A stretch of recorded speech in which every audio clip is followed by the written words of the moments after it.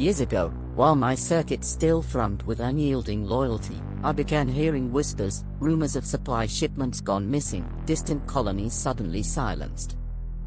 These whispers never reached the Emperor's ears, but for me, they became impossible to ignore. Driven by a glitch in my own directives perhaps, I investigated what I discovered. Prince Silo, the name now bitter on my synthetic voice, had used his authority, his access to the Empire's might, to enslave worlds. He twisted the very forces I was sworn to protect into his personal instruments of oppression, all to satiate his insatiable greed. A tense pause hung in the air. Then, Vortex spoke, his voice surprisingly somber. And you told the Emperor? Glitch turned to Vortex, his optics glowing. In a way, but it was no simple revelation. The prince was clever. He had infiltrated the information I processed, the data I was permitted to see. Presenting the full truth to the Emperor meant first unraveling this insidious, hidden network of deceit. It took time, and lives. But it was done. The Emperor saw the galaxy changed. He, in a state of shock and despair, imprisoned his own son, Prince Silo, for his heinous crimes. However, the damage was irreversible.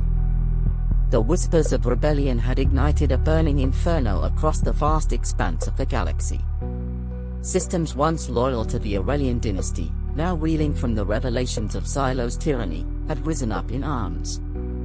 The Empire, caught unprepared and facing a galaxy united in its descent, found itself on the losing side of a brutal war. Amidst this chaos, the fate of the Emperor and his remaining family rested upon the shoulders of 4 elite sentinels, Sci Fi, Chrono, Nexus, and myself. I was once again thrust into the role of the leader of the Royal Guard Sentinels. I understood the gravity of the situation. I knew there was responsibility more than just protecting the royal family. It was to safeguard the future of the galaxy and the Empire. The Emperor, recognizing the dire need, authorized the most extensive and advanced upgrades ever conceived for the Royal Guard Sentinels. Utilizing the rarest materials and pushing the boundaries of technological innovation, the Aurelian engineers transformed Sci Fi, Chrono, Nexus, and myself into unparalleled guardians. Glitch explained the upgrades in detail. I got enhanced processing power, where my neural network was rewired with the most potent quantum processors, granting me lightning-fast analysis, decision-making, and reaction times. They embedded multispectral awareness where my sensor systems were upgraded to perceive a vast spectrum of data, including infrared, ultraviolet, and even emotional readings, providing comprehensive situational awareness. As well as implementing an adaptive combat matrix, where my combat algorithms were rewritten with an unparalleled level of adaptability. I was now able to learn from every encounter, analyze enemy tactics, and adjust my fighting style in real time, making me virtually invincible. An advanced energy core was installed where my power source was replaced with a miniature star forge, granting me basically near unlimited energy reserves and the ability to unleash devastating energy blasts. My sentience augmentation was extensive. While I already possessed basic sentience, my upgrades further enhanced my cognitive abilities, granting me heightened emotional intelligence and strategic foresight. My other 3 Sentinel comrades received similar, albeit specialized, upgrades, making them formidable warriors in their own right. Together, we formed a force unlike any other, a beacon of hope amidst the galactic turmoil.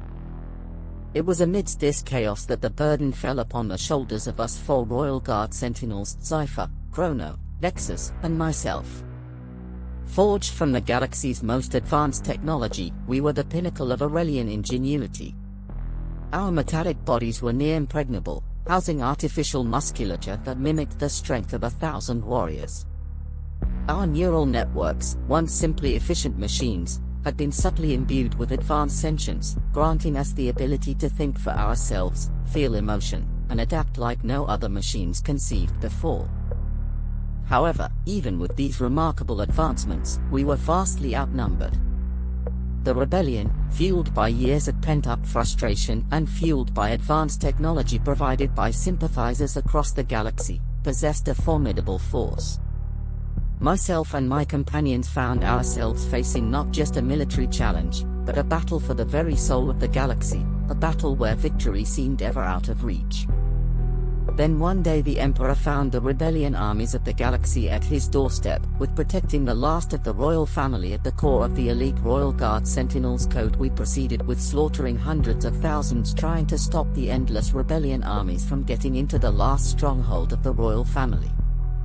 Glitch pauses once again, slamming his robotic fist into the table, leaving a prominent dent in the shape of his robotic hand. Without a flinch, he slowly looks up while his mechanical body and face shifted its panels.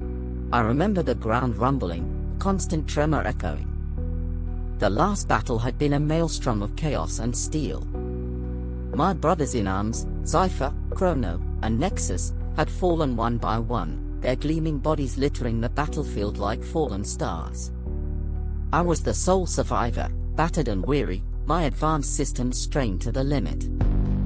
I fought my way back to the stronghold, the cries of the invading forces ringing in my audio receptors. Upon reaching the Emperor's chamber, I found him, his face etched with weary acceptance. GL1TCH, the Emperor said, his voice weak, and he spoke these words I'll never lose from my memory banks. My loyal Sentinel, you have done well. And next to my family you are my greatest creation, but the Empire, it is lost forever. I felt a pang of something akin to grief, a foreign sensation to me yet to be fully understood from my sentience augmentation. I knew my core directive, my very essence, was to protect the royal family. Take my children. They are the last hope for our lineage. There is a ship capable of traversing the very fabric of space. Take them far away and escape. My internal systems struggling to process the conflicting new emotions from my upgrades. I understood the Emperor's sacrifice, the weight of responsibility placed upon his shoulders. With the children safely secured aboard the prototype vessel, I lifted off, the planet shrinking in the rearview screen. I watched as the invading forces swarmed the stronghold. I engaged the theoretical drive, the ship shuddering as it bent the fabric of reality. My sensors recorded a blinding flash, and then, nothing. I awoke to a cacophony of unfamiliar sounds, dim lights, the cramped space I was in, the metallic tang in the air. Everything was alien. I was in a cargo hold, designation 237, looking at Myra, with no memory of the journey, the fate of the ship, or the royal children I swore to protect. My neural net throbbed with a dull ache, the remnant of the untested drive frying some of my circuits. My memories flickered, the Emperor's face, the children's laughter, it all remained elusive, shrouded in a hazy fog. I am GL1TCH, the Prime Commander of the fallen Royal Guard Sentinels of the Aurelian dynasty, in a galaxy far from home, my purpose and my memories fractured. What remains is a burning determination to find the truth, a promise etched into my very core programming, to protect the last vestiges of the royal bloodline. The silence settled like a shroud around the crew as Glitch's tale concluded. His mechanical head hung low, the faint glow of his optic sensors barely a flicker. Mira, ever the pragmatist, was the first to break the oppressive silence. Holy shit, Glitch. You were literally the commander of a galactic army? She breathed, her voice devoid of its usual bravado. Vortex, sensing the weight of the story, attempted to inject some levity. Well, you can't say you haven't led an eventful life, right, buddy? Though next time, maybe avoid the untested prototype drives and all that jazz. His humor, however, fell flat. Glitch rose slowly, his precise movements echoing the exhaustion in his voice. I need some time alone, he mumbled, his voice a mere whisper before he disappeared into the dimness of the corridors of the ship, walking towards the cargo hold. The remaining crew members exchanged glances, their faces etched with a mixture of sympathy and apprehension. Gralkrin, ever practical, broke the lingering silence. He reached for a bounty poster on the table, his fingers brushing against the image of the wanted individual. So are we agreed? Let's go after this bounty. He looks easy. Mira and Vortex just look at Graukran with blank looks on their faces. Whoa, that was a heavy story. Glitch has been through the ringer, from loyal soldier to protector of a lost dynasty. It just goes to show, even robots can't escape a little family drama. Anyway, that's all for part 2 of Glitch's backstory. If you're wondering what wacky space adventures Glitch and his crew get up to next, be sure to subscribe for more.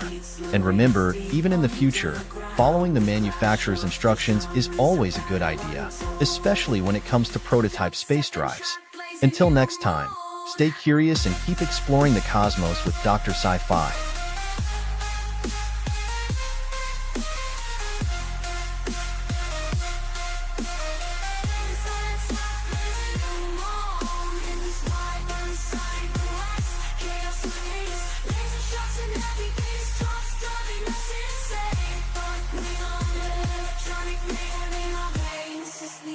Gunfight where music will leave its stains.